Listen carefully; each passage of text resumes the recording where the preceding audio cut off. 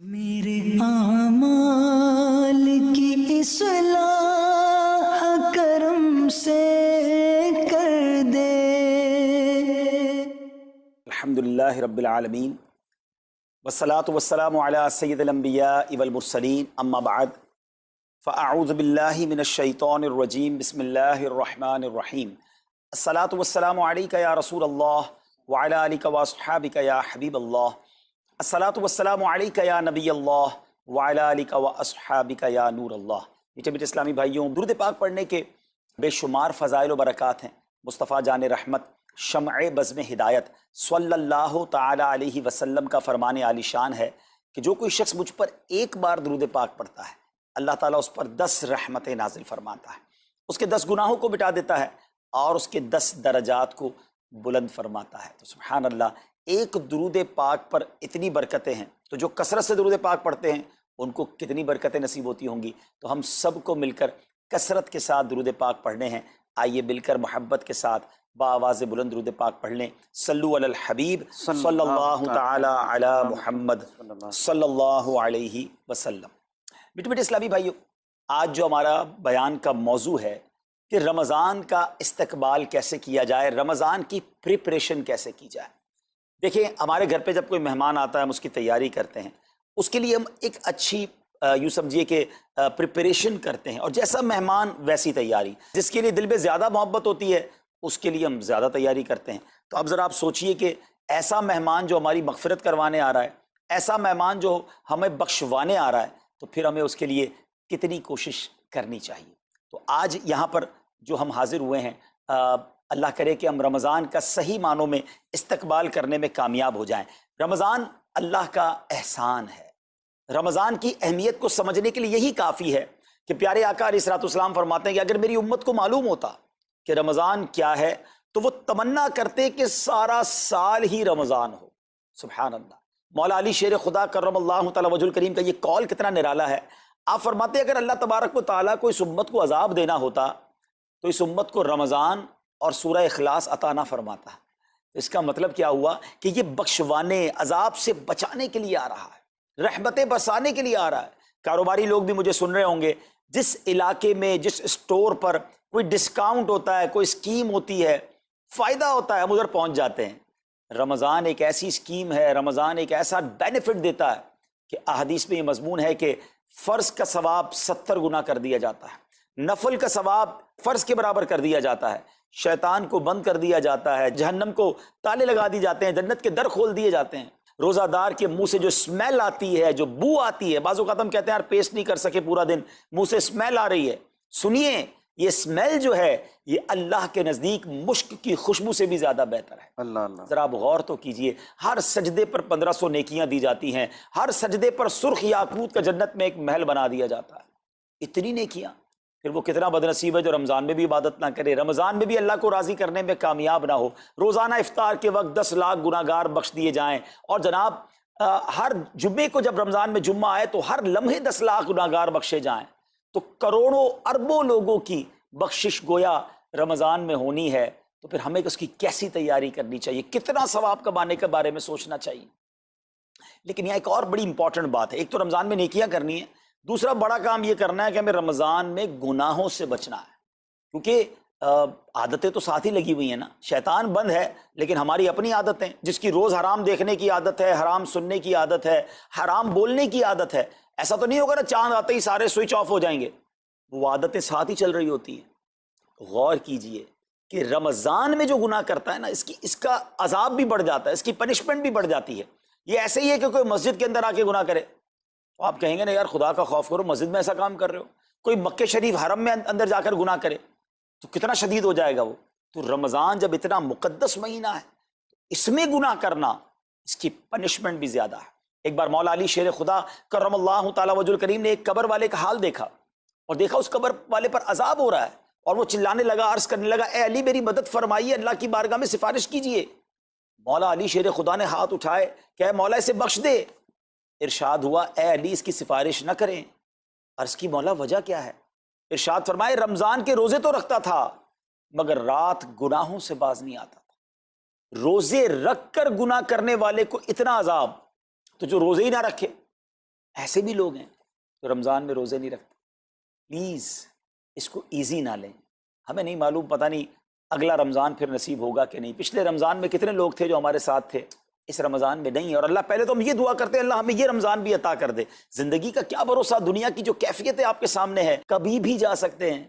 تو پھر اس رمضان کو تو سمجھ لیں بس ایک موقع بنا دیں، لائف چینجنگ ایکسپیرینس بنا دیں کہ بس اس میں عبادت کرنی ہے، اس میں خوب سجدے کرنے ہیں، اس میں روزے رکھنے ہیں، اس میں تراویح پڑھنی ہے، اس میں گناہ نہیں کرنے ہیں.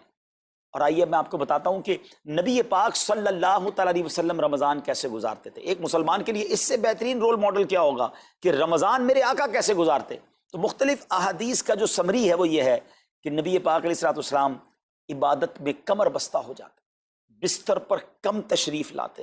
بی بی عائشہ فرماتی ہیں کہ نبی پاک کے چہرے کا رنگ بدل جاتا تھا، متغیر ہو جاتا. کیوں؟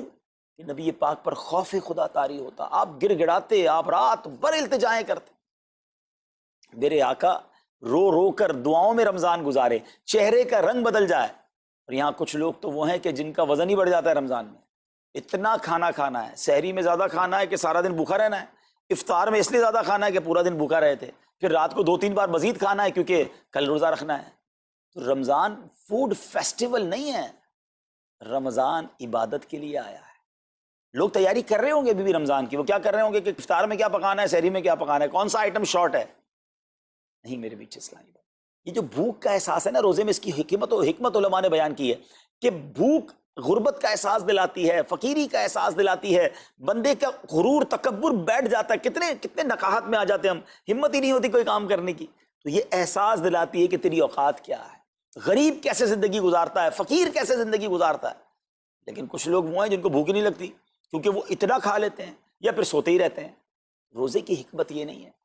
نبی پاک آنسو بہاتے تھے، آقا کا چہرے کا رنگ بدل جاتا.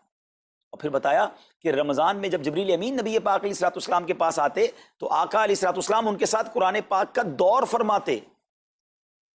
اور پھر ایک اور نبی پاک کا خوبصورت انداز کہ پیارے آقا ویسے تو سب سے بڑھ کر سخی ہیں، مگر جب رمضان آتا تو نبی پاک کا دریائے سخاوت ایسے بہتا تھا جیسے تیز آندھی، بلکہ اس سے بھی زیادہ. اللہ اللہ. یہ 3-4 چیزیں آپ نے اور میں نے پکڑ لینی ہیں.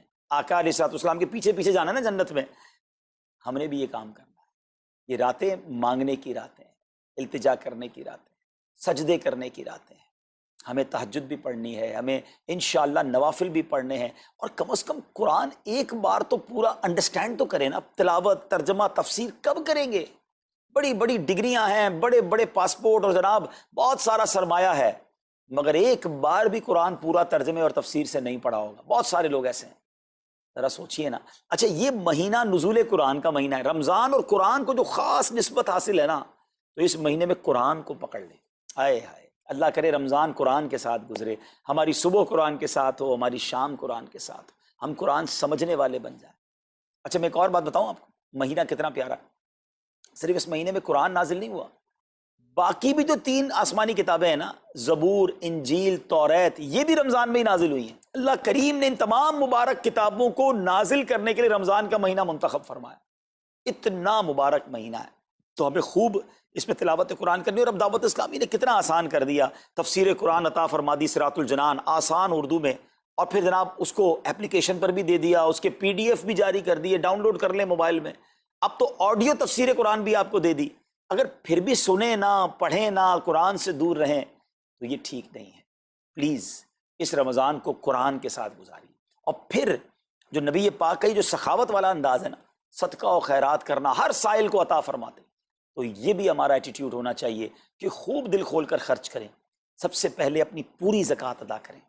یہ اتنی بڑی اب بدقسمتی ہوتی جا رہی ہے. ایسا فیل ہوتا ہے دنیا بھر کے تاجران اور لوگوں سے جب ہم ملتے ہیں کہ جس طرح رمضان کے علاوہ بہت تھوڑی تعداد میں مسلمان نماز پڑھتے ہیں نا 5 ٹائم، ایسا لگتا ہے اب زکوٰۃ بھی بہت کم لوگ ہی دیتے ہیں، پوری زکوٰۃ نہیں دیتے، اندازے سے نکال دی، کیلکولیشن کرتے نہیں ہیں. اور یہ بھی فیلنگز آتی ہیں کہ زکوٰۃ جتنی بڑھتی جاتی ہے نا، ہزاروں میں جس کی زکوٰۃ ہے وہ دے دیتا ہے، لاکھوں والا بھی شاید دے دیتا ہے، لیکن جب زکوٰۃ ہی کروڑوں میں پہنچ جاتی ہے نا تو پھر یہ دل پر بھار پڑنا لگ جاتا ہے، ڈیفیکلٹ لگنا شروع ہو جاتی ہے. بندہ یہ کیوں نہیں سوچتا کہ اگر اللہ پاک نے مجھ پر لاکھوں میں زکوٰۃ ہے تو اللہ نے کروڑوں دیے تو لاکھوں میں زکوٰۃ ہے نا. اگر کروڑوں میں زکوٰۃ ہے تو اربوں ہیں تو کروڑوں میں زکوٰۃ ہے نا. زکوٰۃ کتنی ہے؟ ضروریات زندگی کی تمام چیزوں سے فارغ ہونے کے بعد جو مال تجارت، سونا چاندی، کیش یا پرائز بانڈ، یہ جو اس کی تفصیلات ہیں، اس پر 2.5% ہے۔ میں ایک اور لاجک سے آپ کو بات سمجھاؤں، اگر اس لاجک سے سمجھیں تو زکوٰۃ تو 1-1.5% بنتی ہے۔ وہ کیسے؟ ہم سب کے گھر نکل گئے، اس پہ زکوٰۃ نہیں ہے، ہماری گاڑیاں نکل گئیں، اس پہ زکوٰۃ نہیں ہے، جن کی فیکٹریاں ہیں وہ فیکٹریاں بھی مائنس کر دی گئیں، جن کی دکانیں ہیں وہ دکانیں بھی مائنس ہو گئیں۔ اچھا جناب، اس کے علاوہ اگر کرائے پہ کچھ پراپرٹی دی ہوئی ہے اس پر زکوٰۃ نہیں ہے۔ اگر ان سب پر زکوٰۃ ہوتی، یعنی جو کچھ میرے پاس ہے ان سب پر ہوتی تو کتنی زیادہ ہو جاتی، اور اتنی ساری چیزیں نکل گئیں تو پھر تو اگر ٹوٹل پر لگائیں تو 1-1.5% ہی بنتا ہے۔ تو اب جب سب کچھ نکالنے کے بعد تھوڑے سے مال پر 2.5% ہے، اور بھی سال میں ایک بار ہے، تو اس کو بھاری نہ سمجھیں، یہ بربادی ہے جو زکوٰۃ نہیں دیتے۔ یاد رکھیے گا، حدیث پاک کا مضمون ہے کہ یہ مال کا میل ہے، جس مال سے مل جائے اس مال کو بھی برباد کر دیتا ہے۔ بربادیاں آتی ہیں، بے سکونیاں آتی ہیں، بیماریاں آتی ہیں، اور آگے جو دے دیتا ہے سبحان اللہ، اس کے بارے میں حدیث پاک میں آتا ہے کہ اپنی زکوٰۃ دے کر اپنے مالوں کو مضبوط قلعوں میں قید کر لو، اپنے مال کو سیکیور کریں۔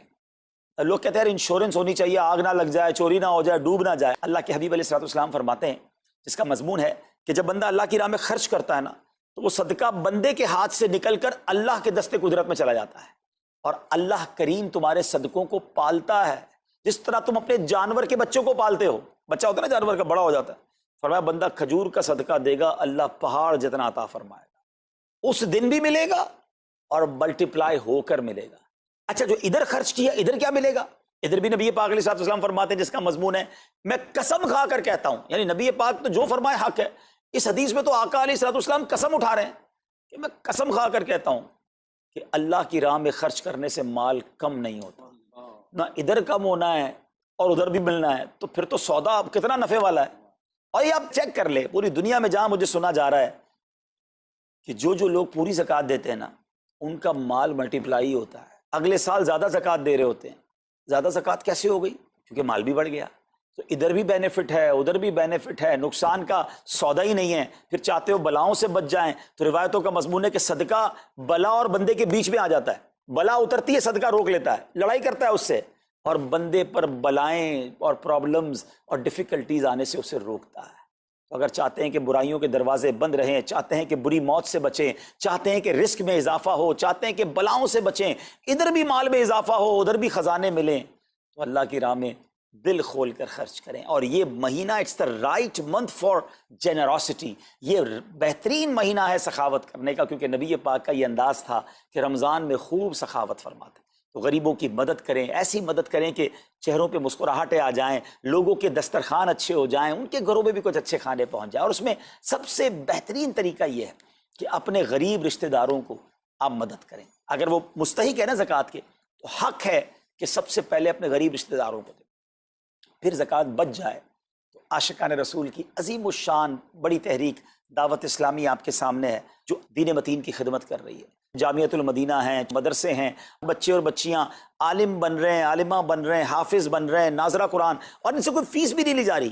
ہزاروں بچے فری آف کاسٹ ہمارے پاس ایکوموڈیشن رکھے ہوئے ہیں، جن کو کھانا پینا رہنا دعوت اسلامی نے دینا ہے۔ آپ ذرا سوچئے یہ امت کی کتنی بڑی خدمت ہے کہ علماء دینا، حافظ قرآن، مسجدوں کے امام یہاں سے پروڈیوس ہوتے ہیں۔ اور پھر آگے چلیں تو دعوت اسلامی نے اسلامک میڈیم اسکول بنائے دارالمدینہ، پھر سال کی 600 کے قریب مسجد دعوت اسلامی بناتی ہے۔ میڈیا کے ذریعے جو بے حیائی پھیلائی جا رہی تھی، تو مدنی چینل اردو، پھر مدنی چینل انگلش، پھر مدنی چینل بنگلہ۔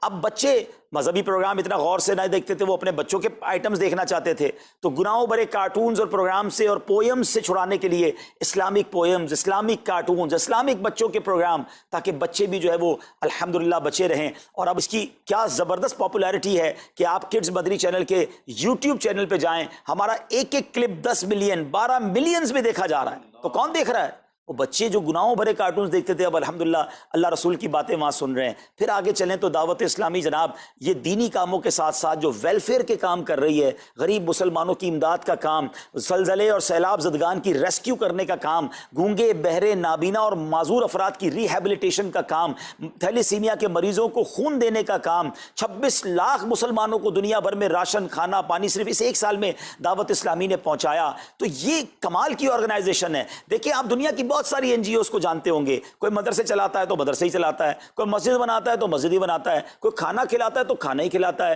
کوئی جناب غریبوں کی مدد تو وہی کام، کوئی ہاسپٹل تو ہاسپٹل۔ دعوت اسلامی ان ون امبریلا اتنے ساری ڈائیورسٹی کے ساتھ جو دین کی خدمت کر رہی ہے، دنیا میں اس کی مثال نہیں ملتی ہے۔ لاکھوں لوگوں کو دین بھی سکھایا جا رہا ہے، غیر مسلموں کو مسلمان بھی بنایا جا رہا ہے، بے عملوں کو با عمل بنایا جا رہا ہے، بے پردہ خواتین کو با پردہ بنایا جا رہا ہے، بے نمازیوں کو نمازی بنایا جا رہا ہے، ماں باپ کے نافرمان فرما بردار ہو رہے ہیں، شراب اور نشے کے عادی چھوڑ کر نمازی بن رہے ہیں، تو جہاں مریض ہیں ان کو خون بھی دیا جا رہا ہے، گھر میں بیٹھ کر میڈیا کے ذریعے اور سوشل میڈیا کے ذریعے لوگوں تک دین پہنچایا جا رہا ہے۔ تو یہ کمال کی ڈائیورسٹی ہے۔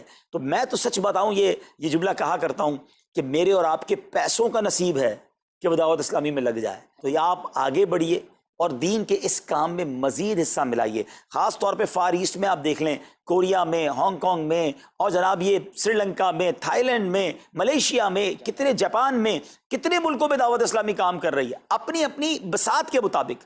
اور لیکن ابھی مزید ادارے بنانے، ہمیں ان ملکوں میں بھی بنانے، ان ملکوں میں بھی آگے بڑھنا ہے۔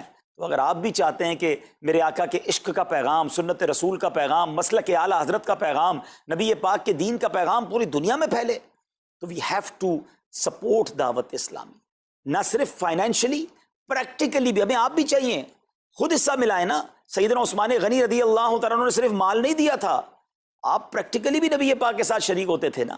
تو آپ اپنے عطیات بھی دیں، اور دنیا کے جن ملکوں میں آپ مجھے سن رہے ہیں وہ دعوت اسلامی والوں کے دستوں بازو بنے۔ کمزوری کہاں نہیں ہوتی، ہاں ہمارے گھر میں کمزوری ہوتی ہے، ہم سب مل کر کام کریں گے تو کمزوریاں بھی دور ہوں گی اور ترقی آ جائے گی اور ہمیں اس کا ثواب بھی ملے گا۔ تو آج میں دنیا بھر میں جہاں مجھے دیکھ رہے ہیں، پلیز اچھی نیتیں کریں۔